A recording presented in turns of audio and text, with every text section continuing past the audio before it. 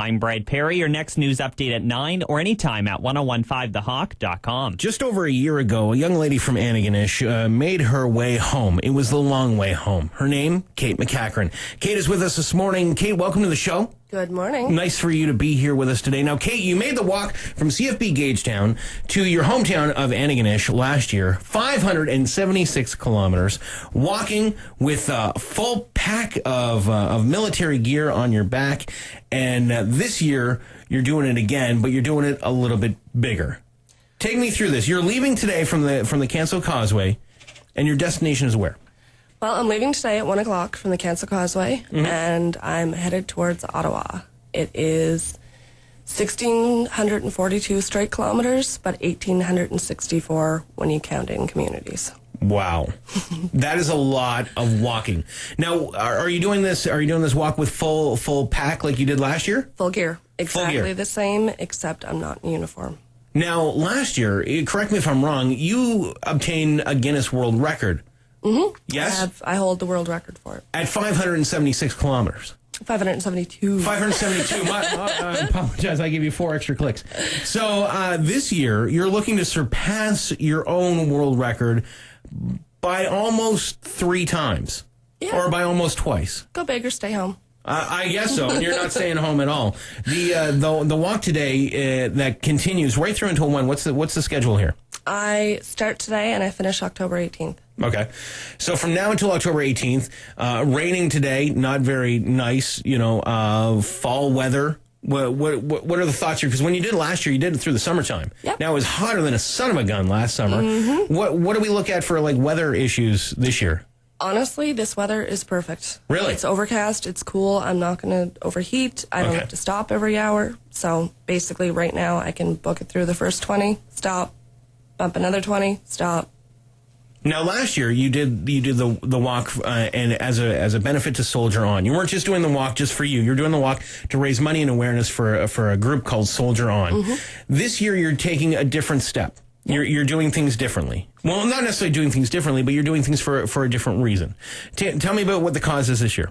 Well, when I actually started the long way home, the decision I made when it became a plan was that every year I would switch benefactors. Okay. I'd switch my focus. What do vets need right now? Mm-hmm. What is the most conducive thing I can do? Last year, I aimed with physical rehabilitation, getting our guys back. This year, it's on the mental health side of it. Military Minds is the organization I'm doing it for this year. Okay. They're all military, and their focus is military. Their focus is getting these guys help, giving them the ability to have that hand in the dark to, take that first step and break the silence on their own case. And, there's nothing that's been closer to my heart than Military Minds. So that's who we're doing it for this year. And you're looking at post-traumatic stress disorder. Yes. Or PTSD, yes. as it's acronized. Is that the word? As an acronym, acronized? PTSD. You've brought somebody with you today. Can you introduce me to this gentleman here? Absolutely, actually. Kevin is here with me. Kevin and Tommy. They're from Military Minds. Mm-hmm. They flew in from BC last night to be my driver /support/ sort of Dr. Phil for the first 21 days, I should say. And this is Kevin. Kevin, nice to meet you. Welcome to the station. Welcome to the show. Me.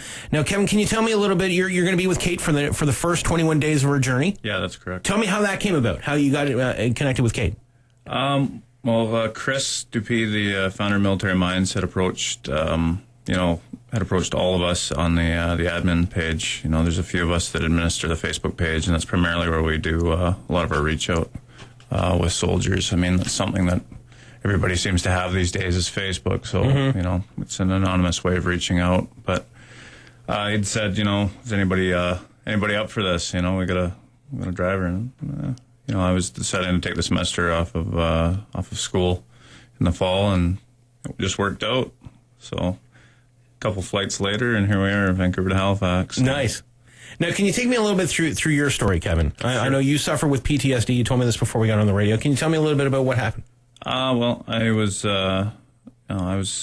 in Kabul from August of 2003 to February of 2004 for the first rotation through there. Relatively light tour. Nothing horrific happened to me. I was a young, I was 20 years old. I was a light machine gunner in infantry section.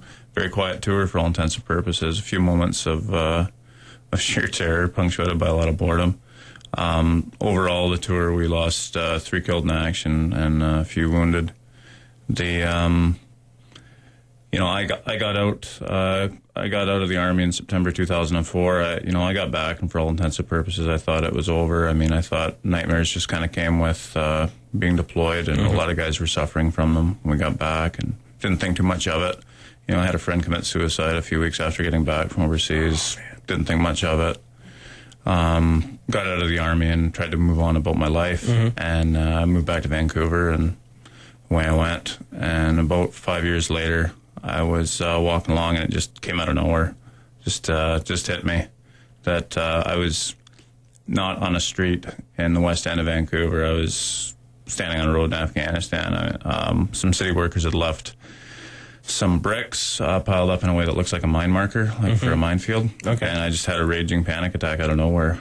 And, I thought I was walking along enjoying a nice sunny day. Next thing I know, I'm terrified, fighting, not wanting to take a step anywhere. Really? And it was, I still can't really relate the way that was, and how, totally tips your world on end to have that happen. And it's, my own story, it ended up getting worse and worse and worse. And, I cope with alcohol. That was the only way I could sleep. It was the only way I could stop the panic attacks. It was the only way I knew, and eventually I got to the point where I had to reach out and ask for help. And luckily I was able to get hooked up with some good people through Veterans Affairs, and they sent me to a treatment center on the Sunshine Coast of BC. And that was in May of 2011, and I've been sober since. Been working on bettering myself, and part of that involves giving back. And I got hooked up with Chris Dupuy in Military Mines in early 2013. Or no, I'm sorry, or late 2012. That's okay.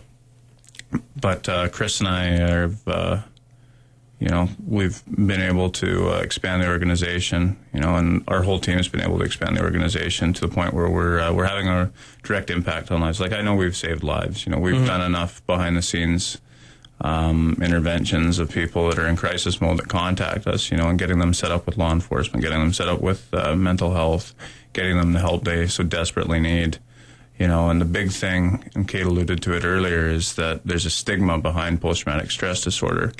There are plenty of people out there who say that you're weak, or you're not good enough, or you're faking. And the reality is that anybody that's diagnosed with PTSD, as far as I'm concerned, would trade a world of things to not feel the way that they feel inside of their own head. But I mean, that's the reality of this, is that it's not visible. It's visible on a CAT scan or an MRI, but it's not visible to you or I. Or is it visible on a CAT scan? Yeah. Is it? I didn't know that. Yep. Okay.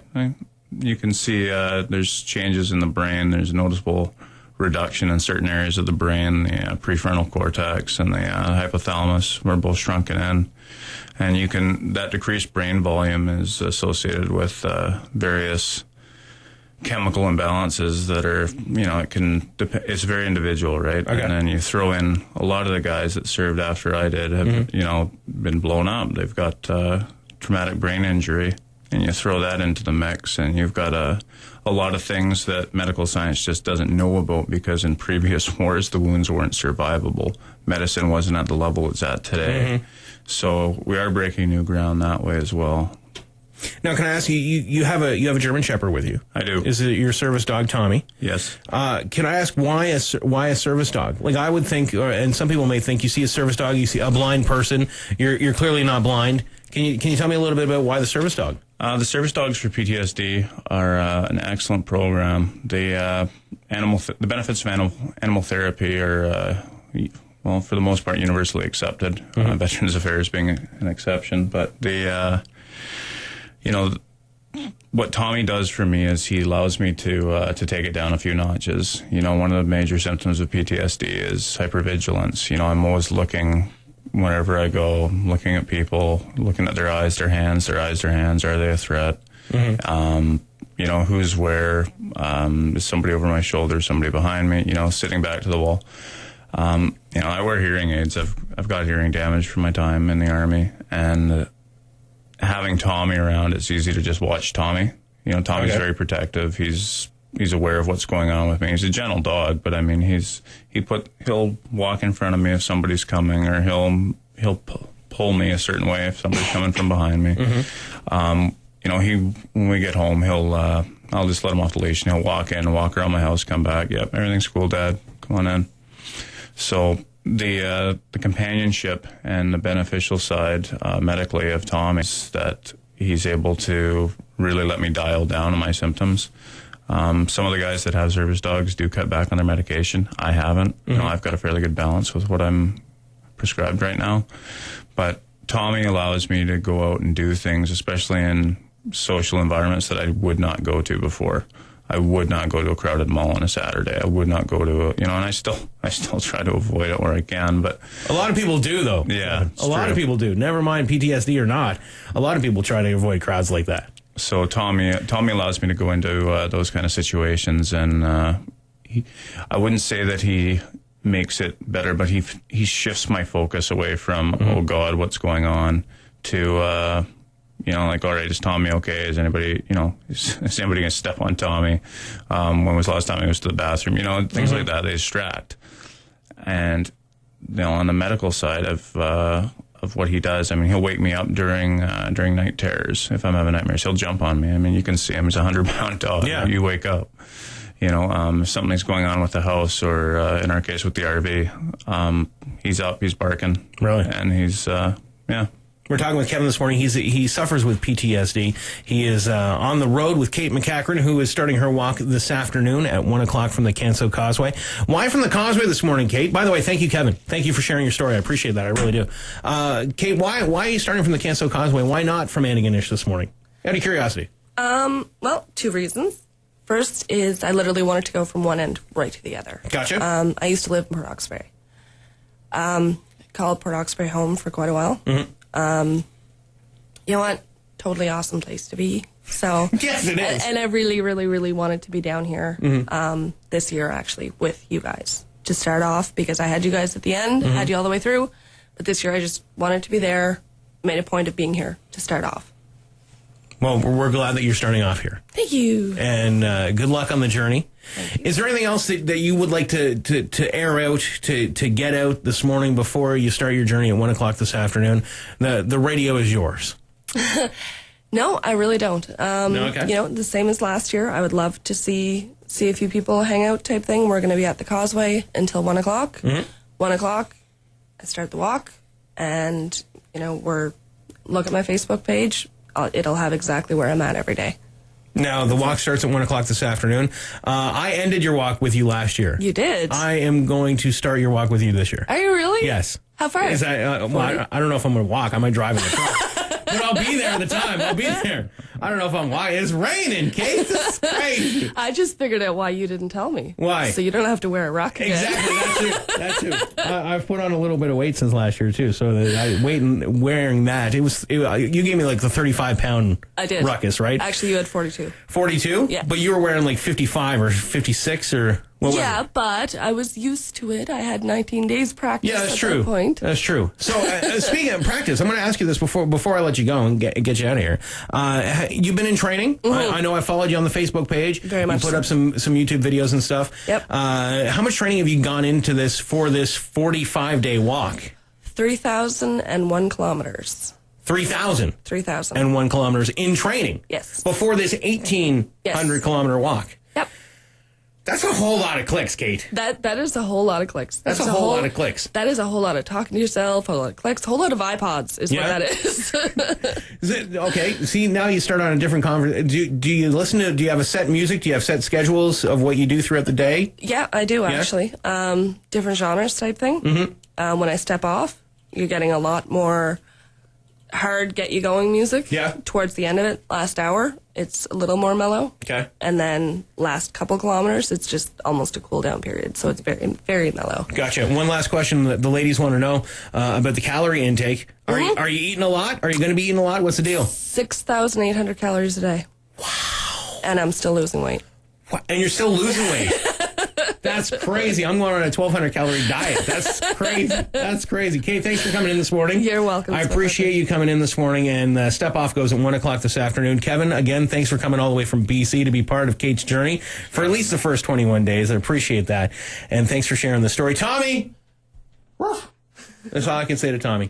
Kate MacEachern will be stepping off at 1 o'clock this afternoon on not the long way home. What are we calling this? No, this it's year? still the long it's way still home. The long way home? Yep. All right. Starting the long way home, 1 o'clock this afternoon at the Canso Causeway. I will be there, 1 in the Hawkmobile or 2 in the Hawk Hybrid, possibly walking across the causeway. I don't know at this point. We'll see what happens at 1 o'clock this afternoon. Thanks for coming in this morning. The Crazy Stat is on the way. Brad's got a complete information update coming up at 9 o'clock here on the Hawk as well. Good morning. What do these have in common?